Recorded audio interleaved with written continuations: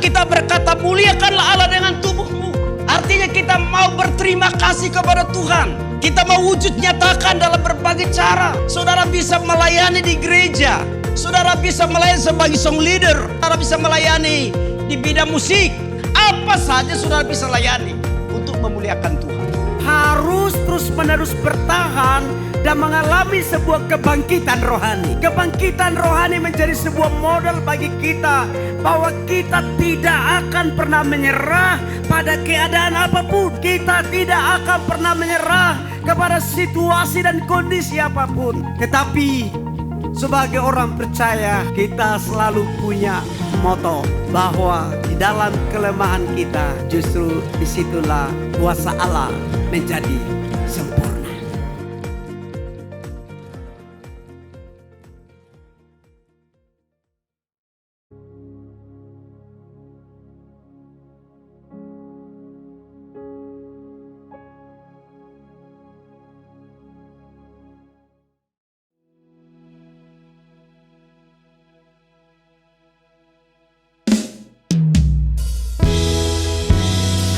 Shalom Bapak Ibu, apa kabar?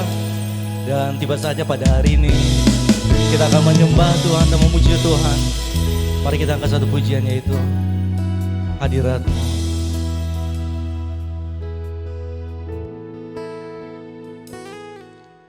Satu hal yang selalu ku rindu, kehadiran-Mu. Satu hal yang jadi hasratku, menyenangkan-Mu.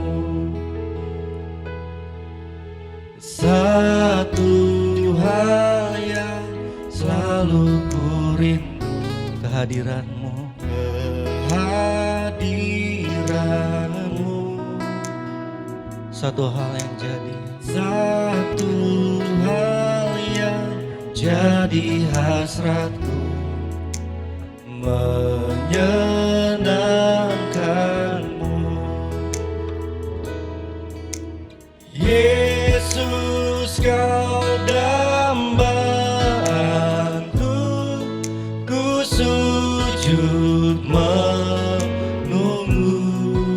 Curahkan urapan-Mu, curahkan urapan-Mu saat ku sembah-Mu. Mari kita angkat pujian ini lebih sungguh-sungguh lagi.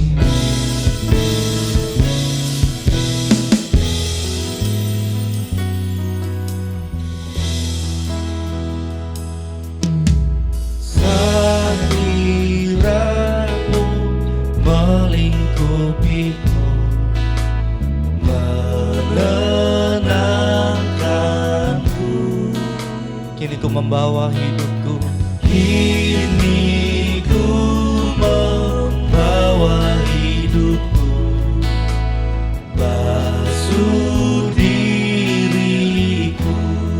Mari katakan satu hal yang selalu, satu hal yang selalu ku rindu, kehadiran-Mu. Satu hal yang jadi hasrat, satu hal yang jadi hasratku, menyenangkan-Mu, menyenangkan-Mu. Mari katakan, Yesus, Kau dambaan-Ku. Yesus, Kau dambaan-Ku, ku sujud menunggu. Curahkan urapan-Mu, curahkan urapan-Mu saat ku sembah-Mu. Katakan, Yesus, Kau dambaan-Ku. Yesus, Kau dambaan-Ku, ku sujud menunggu. Curahkanlah, curahkan urapan-Mu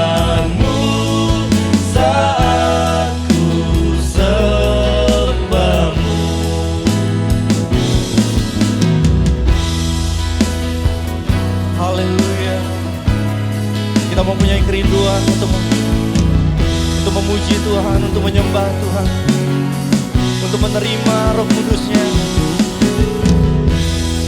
Angkat tanganmu dan sembahlah Dia. Oh, oh. Haleluya. Yesus, Kau dambaanku, ku sujud menunggu. Curahkan urapanmu saat ku sembahmu. Katakan Yesus. Yesus, Kau dambaanku, ku sujud menunggu. Curahkanlah, curahkan urapanmu saat ku sembahmu. Katakan Yesus.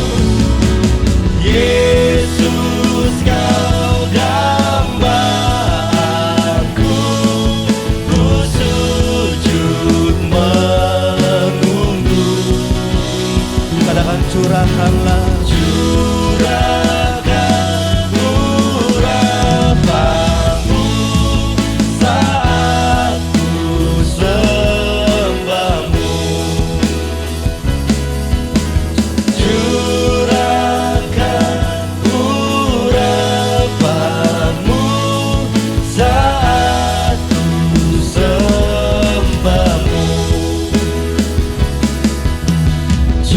Curahkan urapanmu saat ku sembahmu. Haleluya. Mari kita sembah Dia. Oh, Jesus. Haleluya. Oh.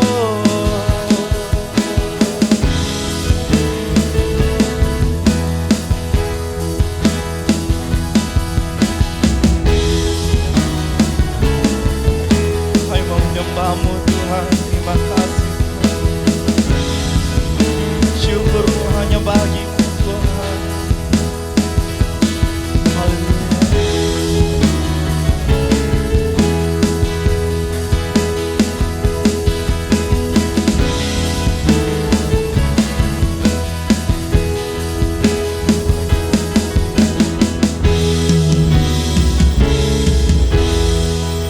Terima kasih Tuhan.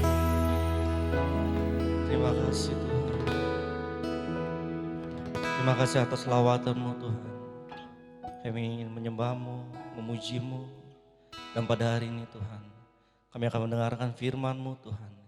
Biarlah Engkau rapi hamba-Mu yang akan membawakan firman-Mu Tuhan. Biarlah menjadi berkat bagi kami Tuhan. Kami bisa merasakan hadirat-Mu Tuhan pada hari ini Tuhan. Terima kasih Tuhan Yesus, terima kasih. Haleluya. Amin.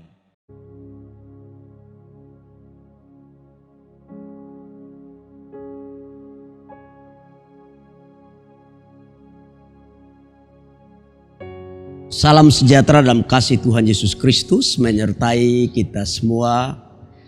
Saudara sekalian yang berada di berbagai tempat, khususnya saya ingin menyapa seluruh sidang jemaat GPSDI El Shaddai Kota Denpasar. Biarlah hari ini kita semua dipenuhi oleh kemurahan dan keberkatan daripada Tuhan. Mari terlebih dahulu kita berdoa. Bapa Surgawi, Bapa di dalam nama Tuhan Yesus Kristus, Engkau adalah Allah kami yang sungguh ajaib dan sungguh luar biasa. Baru saja kami memperingati hari kenaikan Tuhan Yesus Kristus ke sorga, kenaikan Isa Al-Masih, yang merupakan sebuah peristiwa iman Kristiani di seluruh dunia. Tuhan, kini kami ingin belajar tentang satu bagian yang penting setelah kenaikan Yesus ke sorga.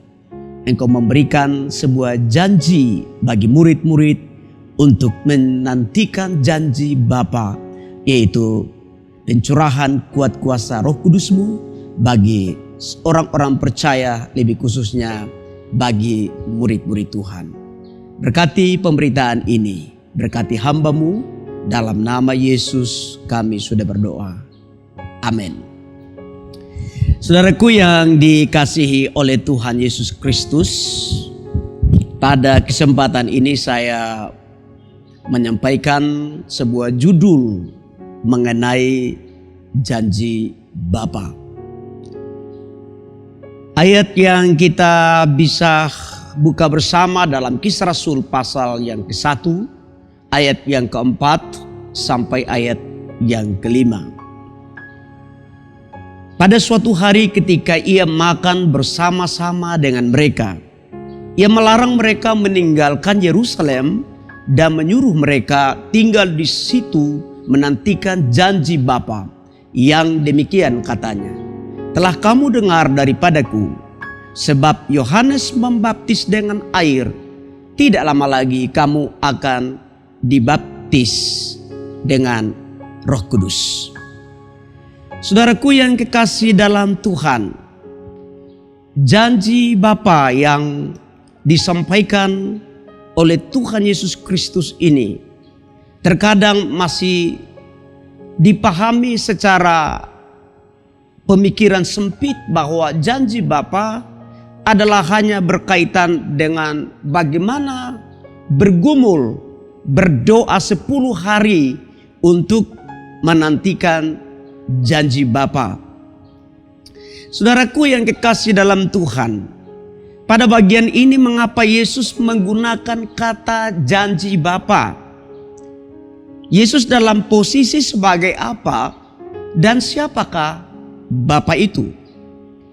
Bila kita memberikan sebuah analogi terhadap dua kata ini, yaitu Bapa dan Yesus Kristus, maka dalam hal ini Yesus Kristus dalam posisi dan statusnya sebagai anak yang tentunya mengetahui janji apa yang disampaikan terlebih dahulu kepadanya, atau yang diketahui terlebih dahulu sebelum ia menyampaikannya kepada murid-murid.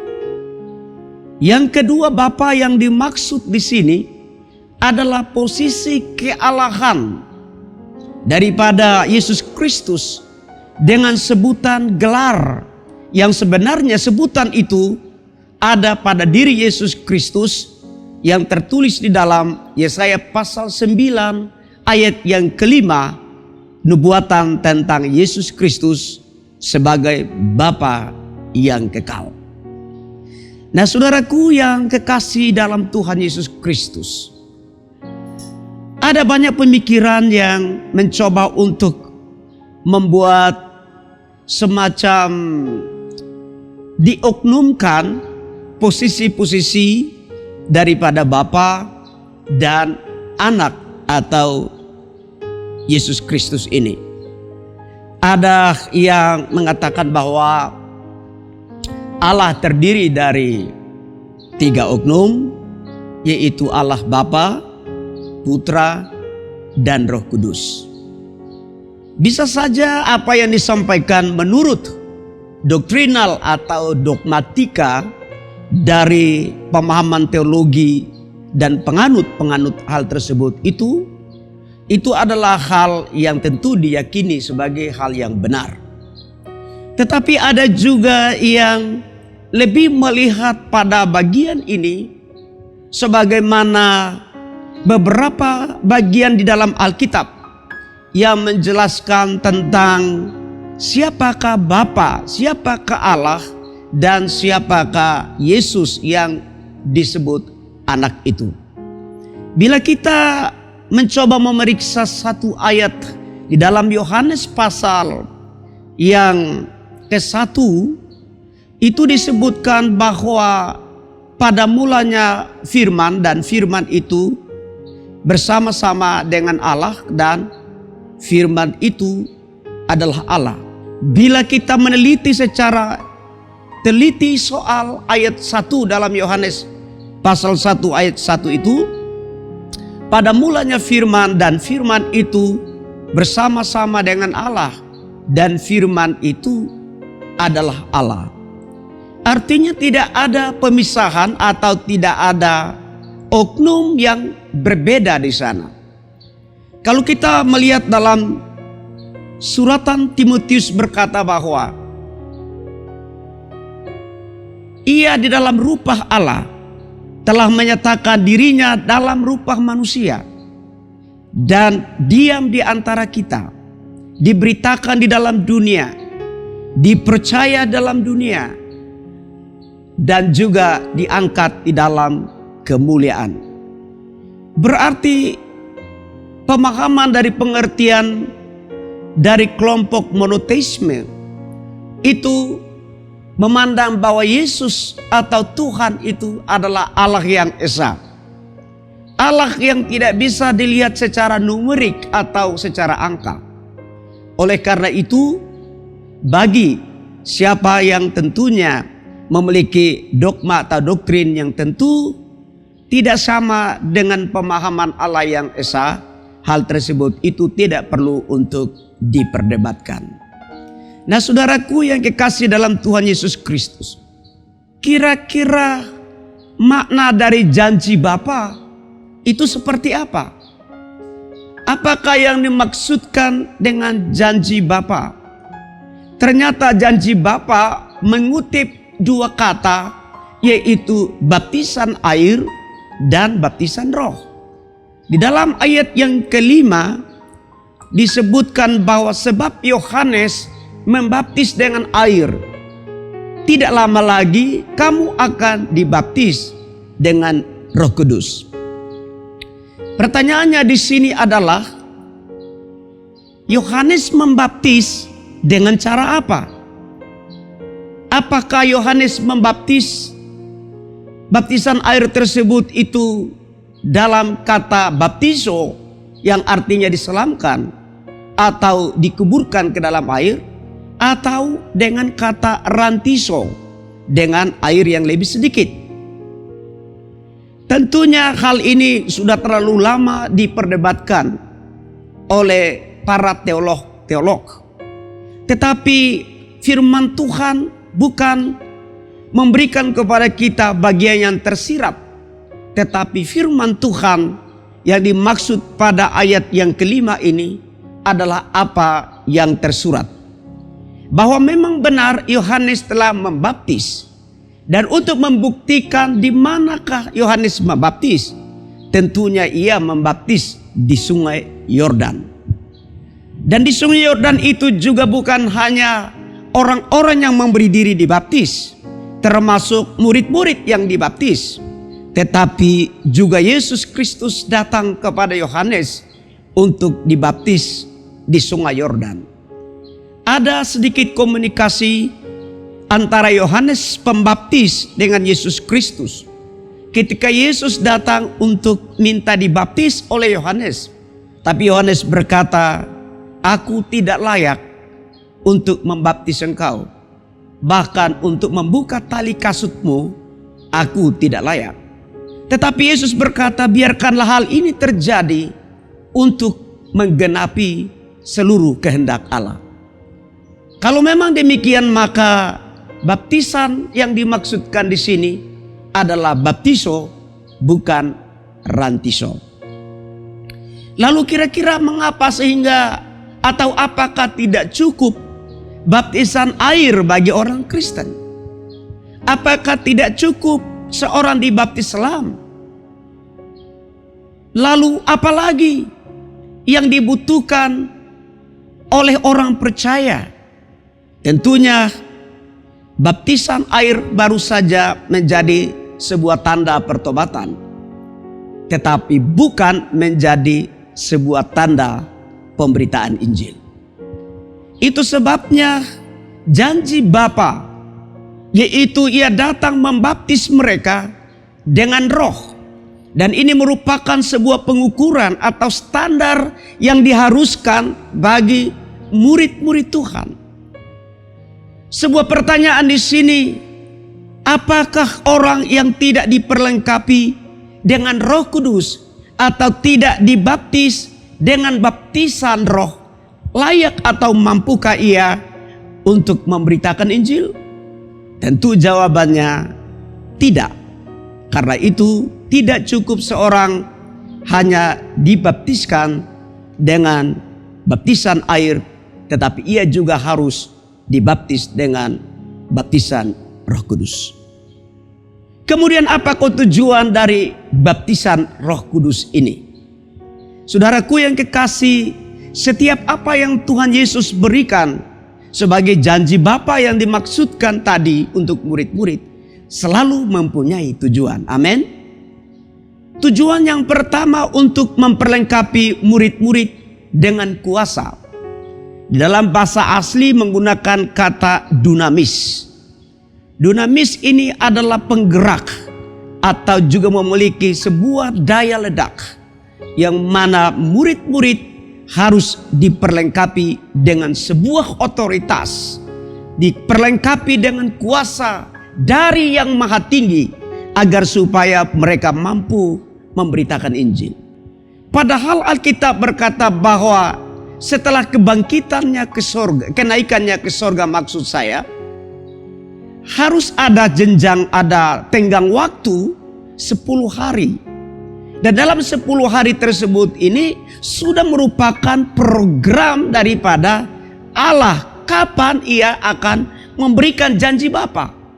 Kapan ia membaptis murid-murid dengan roh. Tetapi kita berdoa supaya kita mengalami dan memperoleh janji Bapa itu.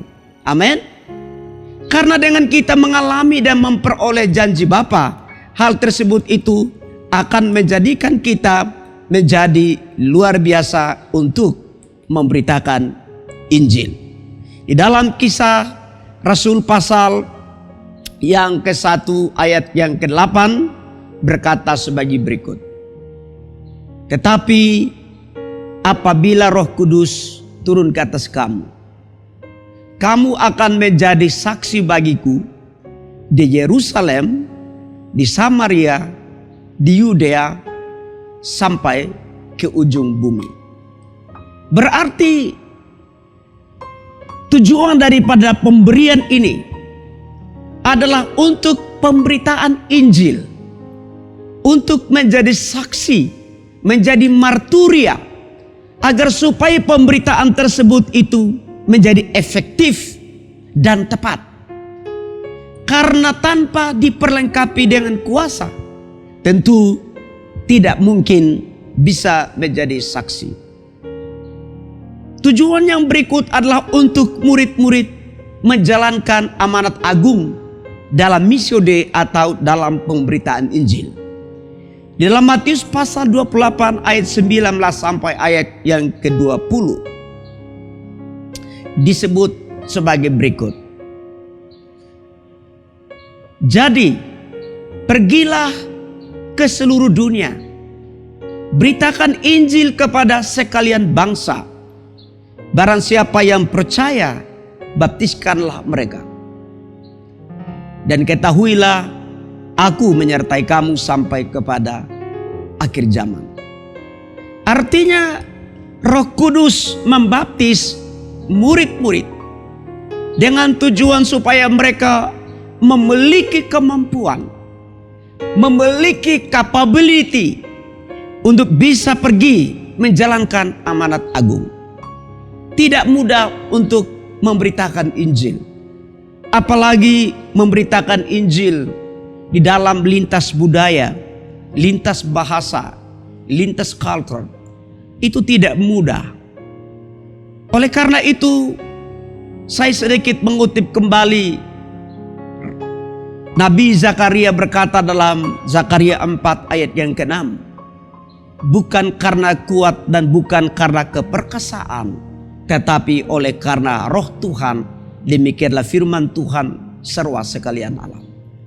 Artinya dengan kekuatan Roh Kudus, murid-murid dan kita sebagai orang percaya mampu untuk mengembang amanat agung. Nah, saudaraku yang kekasih dalam Tuhan, bagian yang berikut tujuan daripada baptisan roh agar supaya kita mengalami karunia-karunia Roh Kudus. Saudara bisa membaca dalam Kisah pasal 1 ayat 38 dan juga 1 Korintus pasal 12 ayat 7 sampai ayat 11. Kita sebagai orang percaya dan lebih khususnya murid-murid, mereka mengalami karunia-karunia Roh Kudus. Karunia bernubuat, karunia berbicara, karunia berkata-kata, karunia penglihatan, dan lain-lain sebagainya. Ini merupakan sebuah karunia. Nah, bagaimana sikap dan tanggapan orang percaya terhadap baptisan roh ini? Yang pertama, orang percaya tidak perlu meminta kepada Bapa. Sekali lagi, tetapi mereka hanya menerima dan mempercayai. Yang kedua, orang percaya tidak perlu berdoa supaya Roh Kudus diturunkan bagi mereka. Tetapi mereka berdoa supaya mereka mengalami baptisan roh ini. Demikianlah firman Tuhan, dan Tuhan Yesus memberkati kita semua. Mari kita berdoa. Bapa Surgawi, dalam nama Yesus, terima kasih sebagai orang yang percaya kepadamu, menantikan janji Bapa, yaitu janji baptisan Roh Kudus. Pada bagian yang lain, Engkau datang untuk membaptis bukan hanya dengan baptisan Roh Kudus, tetapi juga dengan baptisan api. Kami percaya Tuhan bahwa tidak cukup kami menjadi orang Kristen yang sekedar menjadi anggota jemaat gereja atau hanya mempersoalkan soal baptisan apa yang digunakan. Namun kami perlu tahu bahwa ada langkah lebih lanjut untuk menjadi saksi bagi Tuhan. Untuk menjadi murid Tuhan yang handal, yang kuat dan yang setia, perlu dibaptis oleh Roh-Mu. Terpujilah nama-Mu Bapa. Meteraikan firman ini di setiap hati dan pikiran kami, supaya kami bukan hanya menjadi pendengar saja, tetapi kami menjadi pelaku-pelaku firman-Mu. Dalam nama Tuhan Yesus Kristus kami sudah berdoa. Amin. Salam.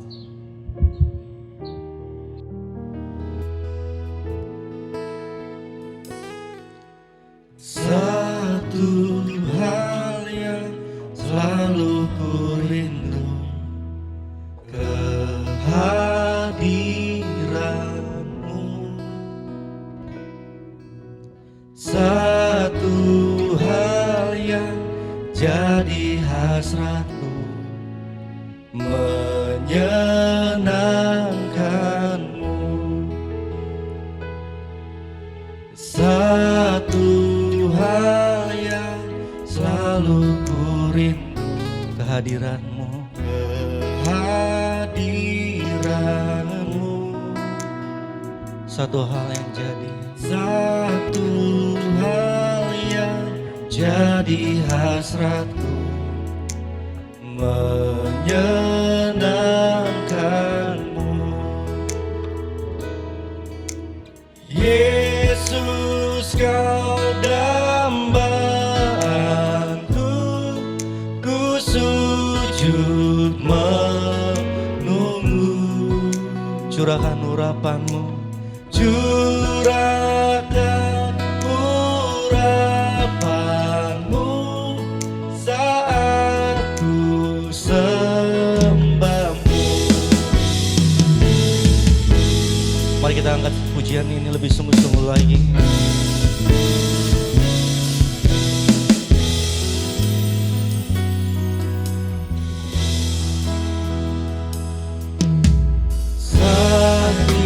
Hadirat-Mu melingkupiku, menenangkanku. Kini ku membawa hidupku, kini ku membawa hidupku, basuh diriku. Mari katakan satu hal yang selalu, satu hal yang selalu ku rindu, kehadiran-Mu. Satu hal yang jadi hasrat, satu hal yang jadi hasrat. hasratku menyenangkanmu. Mari katakan, Yesus kau dambaanku. Yesus kau dambaanku, ku sujud menunggu. Curahkan urapanmu, Curahkan urapanmu saat ku sembahmu. katakan, Yesus kau dambaanku. Yesus kau dambaanku, ku sujud menunggu. Curahkan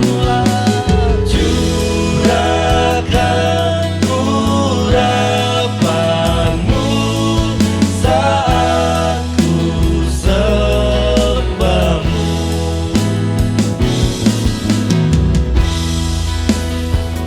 Haleluya. Kita mempunyai kerinduan untuk memuji Tuhan, untuk menyembah Tuhan, untuk menerima Roh Kudus-Nya. Angkat tanganmu dan sembahlah Dia. Oh, oh. Haleluya.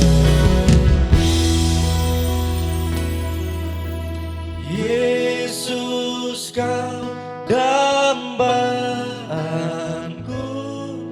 ku sujud menunggu.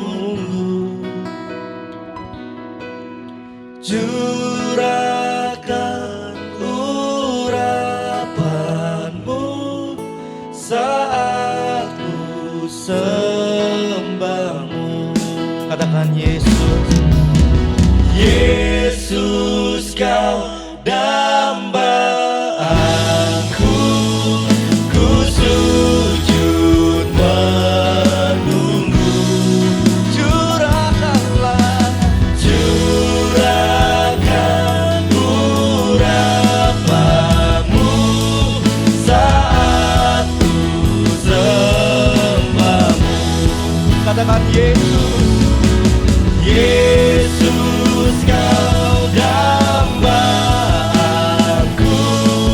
ku sujud menunggu. Katakan, curahkanlah. Curahkan urapanmu saat ku sembahmu. Curahkan urapanmu saat ku sembahmu. Curahkan urapanmu saat ku sembahmu. Haleluya. Mari kita sembah Dia. Oh.